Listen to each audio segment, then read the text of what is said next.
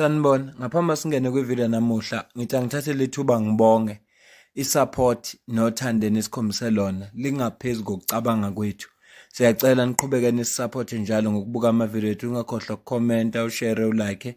Siyafisa ukuzwa umbono wakho. Sicela ke singene kwivideo namuhla. Hello. Sineni nje ukuthatha imoto yasepolice station sizostokha ngayo utshwala thina because singababoss. Hello. Sineni siyithathe nje imoto nje yamaphoyisa sizostokha ngayo utshwala. Hello. Sizostokha utshwala ngemoto yamahata. Two suspects. A police official attached to the Directorate for Priority Crime Investigation, DPCI, also known as Hawks, and Tembisa Hospital officials are expected to appear before the Pretoria Magistrate Court on Monday, 24 November 2025, on charges of corruption.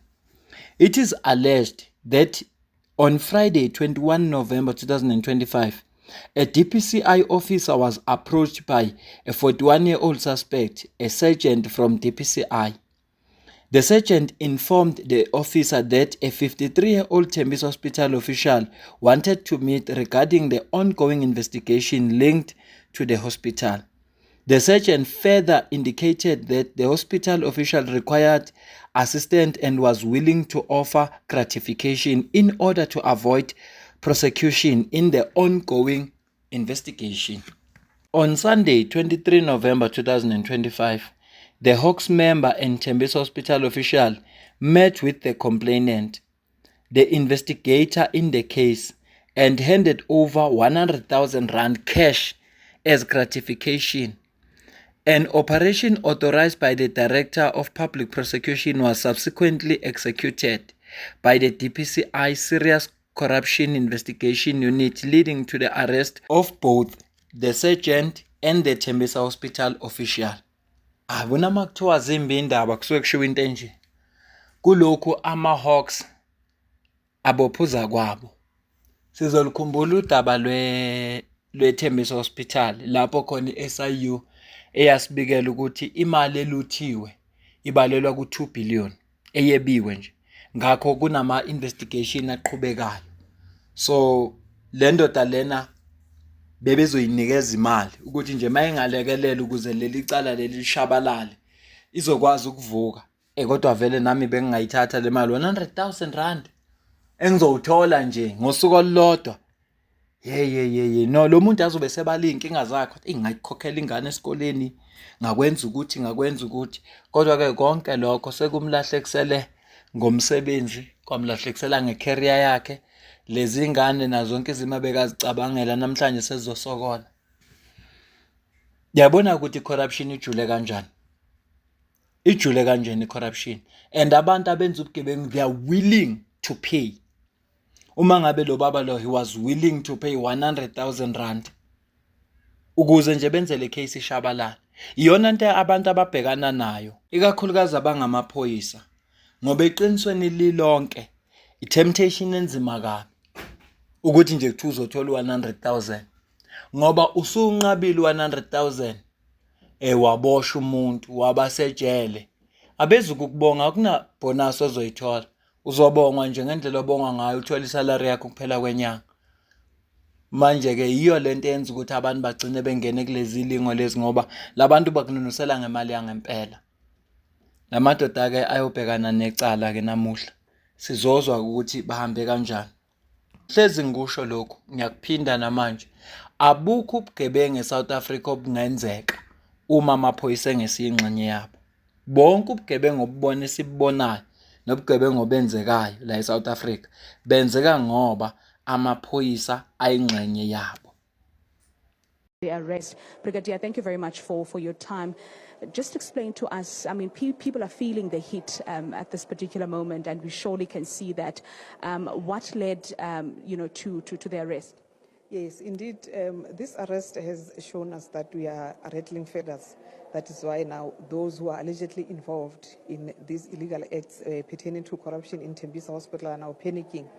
On Friday, we had our member, a sergeant, in the DPCI, unfortunately, who went to consult with the investigating officer in the case, in the corruption matter in Tembisa, and indicated that there was a Tembisa official who wanted to meet with him and he needs assistance pertaining to this ongoing investigation that is linked to the hospital. And then he also further indicated that this Tembisa official is prepared to pay gratification so that he can be assisted to avoid prosecution. So the three made an arrangement and they met on Sunday.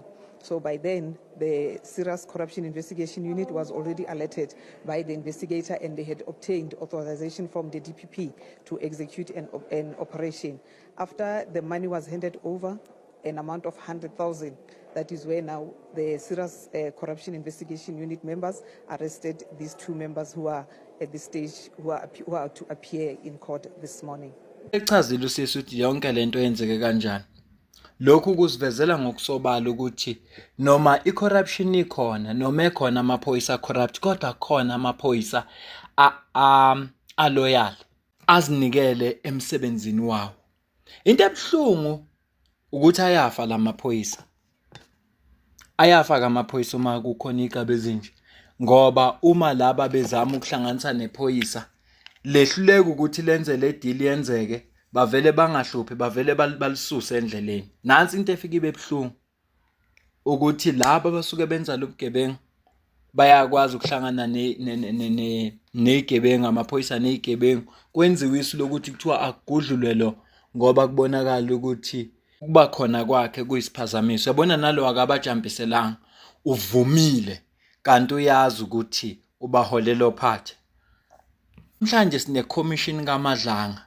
Namhlanje kune commission kaMadlanga kanye ne-ad hoc committee ngenxa yokuthi kukhona osayitshena ababili nabo abanqaba zona lezenzo lezi njengoba namhlanje sikhona.